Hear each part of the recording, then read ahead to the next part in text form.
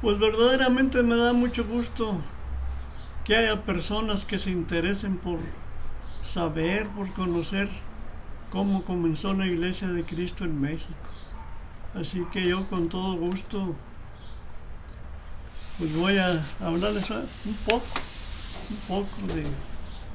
de cómo comenzó esta iglesia. Esta iglesia no brotó de la Reforma Protestante del siglo XVI, ni fue fundada por Alejandro Campbell en el siglo XVIII, sino que fue establecida por Cristo en el año 33 de la era cristiana, según Mateo 16-18 y el libro de los Hechos capítulo 2.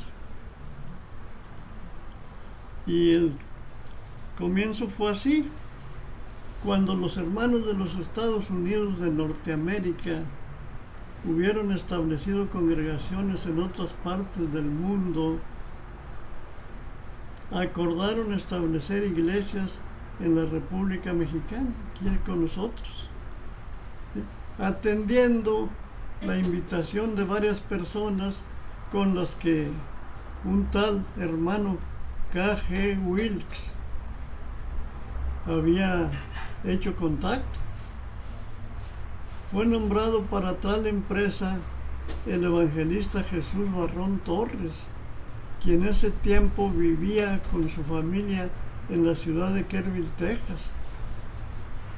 Fue enviado a México en el mes de abril del año 1961 por el hermano Carl Green Wilkes, de acuerdo con la iglesia de Medina, Texas, pues para que investigara y les informara acerca de las perspectivas de trabajo. Así fue como J.B. Torres llegó a la ciudad de Nuevo Laredo, Tamaulipas, el 18 de abril de ese año. Su primer entrevista fue con un hermano llamado Pablo Moreno, predicador de la iglesia cristiana. Pero como este predicador no aceptara la doctrina de la distribución del fruto de la vid en la cena del Señor en una sola copa, pues lo llevó a casa de Jesús Rodríguez Valderas, quien en esas fechas pues vivía en la avenida Monterrey 2130 de la colonia Matamoros, y que estaba dizque como ayudante del predicador Filimón Moreno de la iglesia cristiana. Después de estudiar acerca de la sana doctrina, el hermano Jesús casi aceptó como verdad el uso de una sola copa en la cena del Señor. Pero como estaba recién convertido y no tenía mucho conocimiento de la palabra de Dios,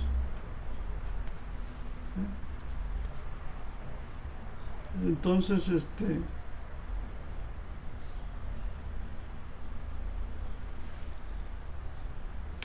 no tenía, sí, pues estaba recién convertido, es normal que no haya conocido mucho de esa doctrina. Así que pensó que pues en hablar conmigo, en consultarme, para ver qué pensaba yo, que tenía un poco más de conocimiento.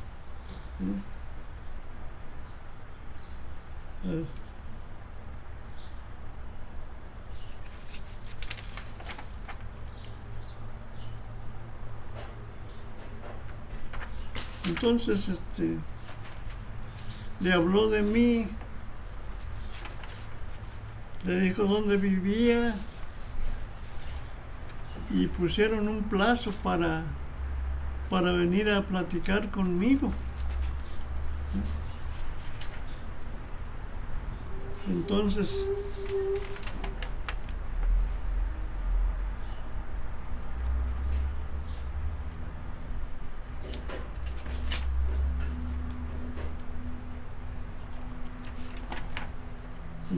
pues con esta idea en mente, el hermano J.B. Torres se regresó a los Estados Unidos el día 25 del mismo mes.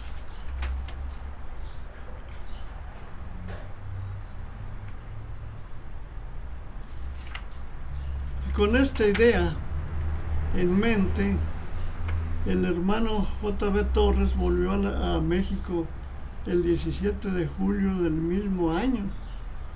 Llegaron a El Tunal, municipio de Arteaga, estado de Coahuila, lugar donde yo vivía, y predicaba para la Iglesia de Cristo, que usan copitas, escuela dominical e instrumentos musicales,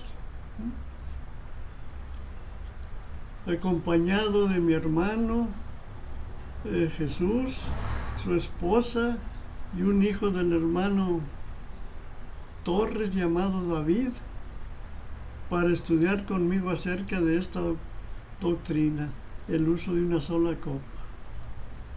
Después de analizar y comprobar por medio de la Biblia lo que este hermano enseñaba, Jesús y yo aceptamos como verdad esta doctrina y rechazamos la práctica equivocada, porque así es, de que veníamos practicando, y empezamos a adorar a Dios en espíritu y en verdad.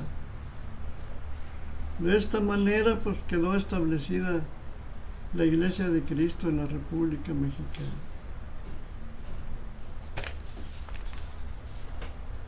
Y pues quisiera hablarles también acerca del desarrollo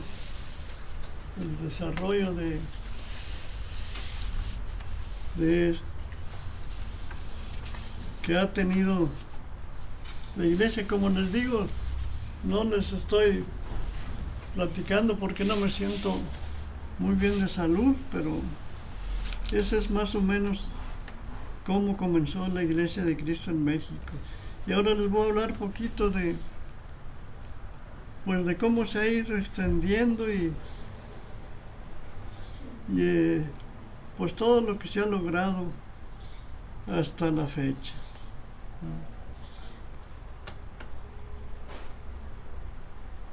Para esto voy a hablarles poquito de mi último informe que di en Sulphur, Texas, acerca de la obra del Señor.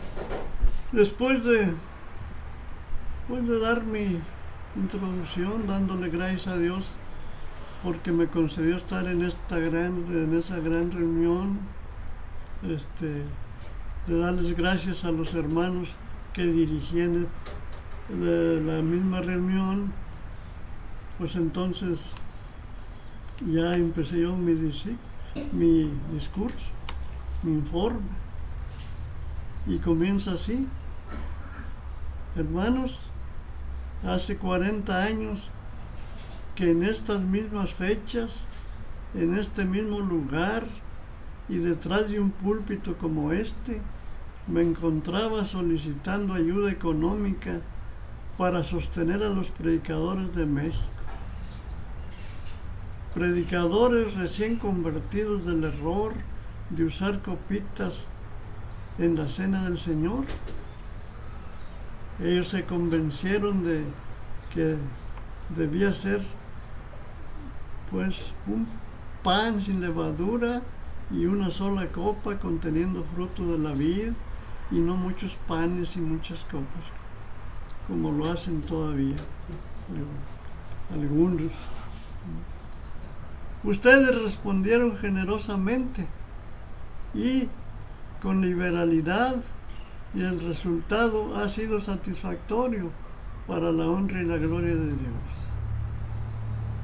Y aquel humilde principio con aquellos humildes siervos de Dios fue como una chispa que por la gracia de Dios prendió en aquellos lugares de México y que se ha convertido en un verdadero incendio muy difícil de sofocar, muy difícil de apagar.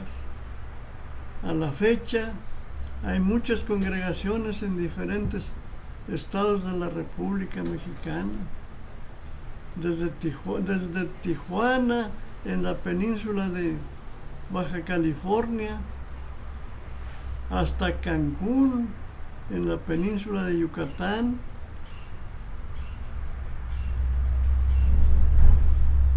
La mayoría de las iglesias está pues en la parte norte de México: Coahuila, Nuevo León, Tamaulipas, Zacatecas, Durango. Pero hay iglesias en Guanajuato, Sinaloa, Veracruz, en el centro de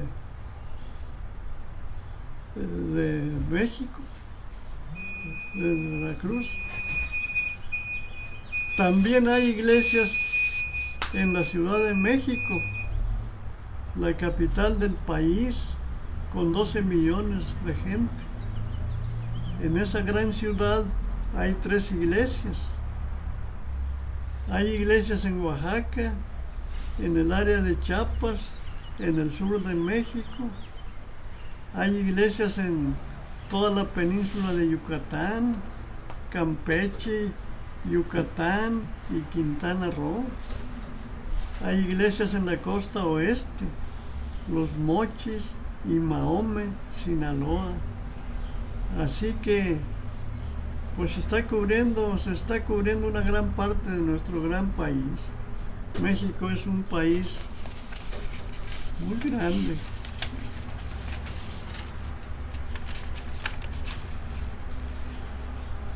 ¿Y cómo se logró este crecimiento?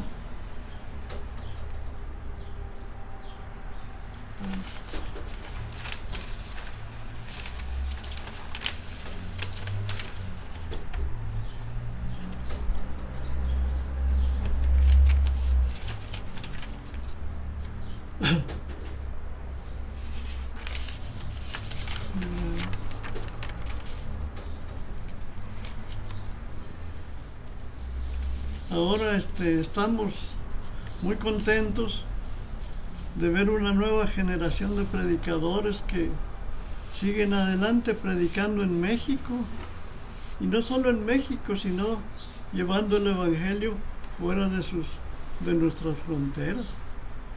Estamos agradecidos que el trabajo del Señor se ha extendido hasta América Central y Sudamérica. Ahora hay iglesias en los países de Cuba, Colombia, Argentina, Perú, Ecuador, Costa Rica y aún en el viejo continente, en España, hay una pequeña iglesia. Por todo esto, pues le damos gracias, le damos pues la honra y la gloria a nuestro Dios Todopoderoso. Y claro, queremos decirles a cada uno de ustedes muchas gracias. Gracias por toda la ayuda que nos han dado todos estos años, ya que sin su ayuda no podríamos haber logrado todo esto.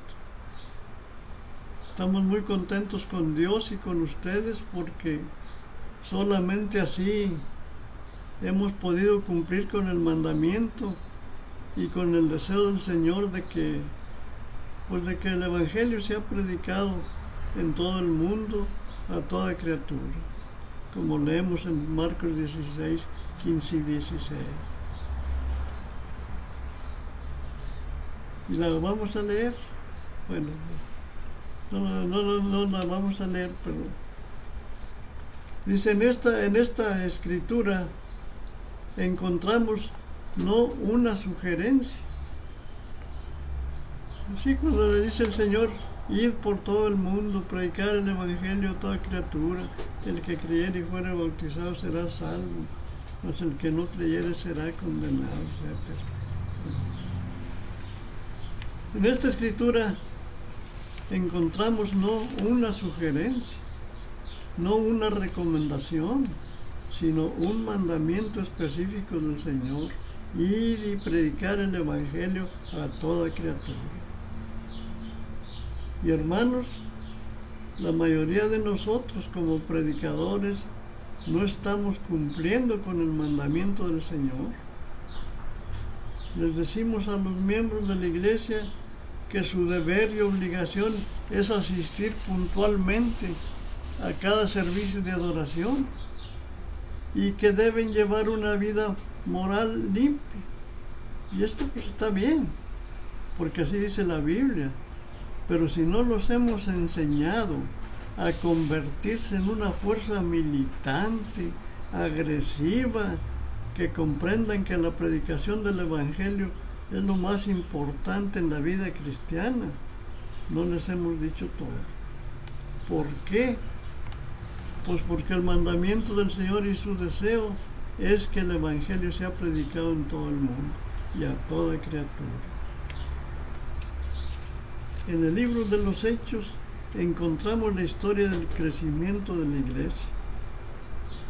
En el primer sermón de Pedro, como 3,000 almas fueron ganadas para Cristo.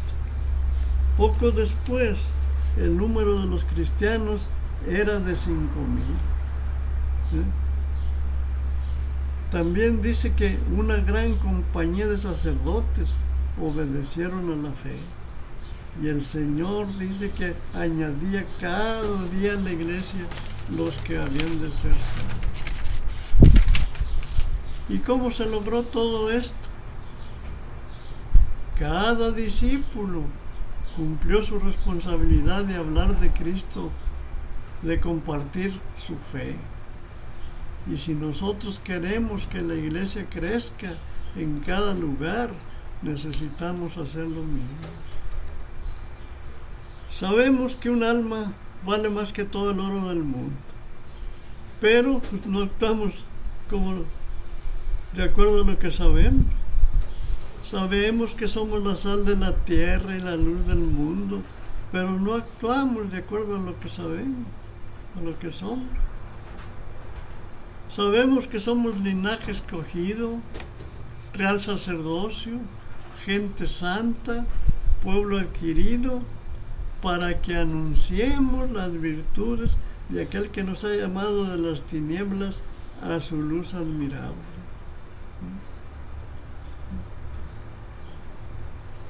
Pero, pues no actuamos de acuerdo a lo que somos. Y esto, mis hermanos, es pecado delante de Dios. El apóstol Santiago dice que en el capítulo 4, versículo 17 de su carta, que el pecado está en aquel que sabe hacer lo bueno y no lo hace. Así que, mis hermanos, si hasta este día no hemos cumplido con el mandamiento y el deseo del Señor Jesucristo, arrepintámonos y empecemos a trabajar por el Señor.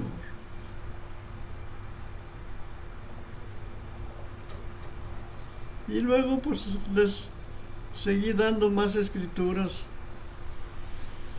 a los hermanos, de tal manera que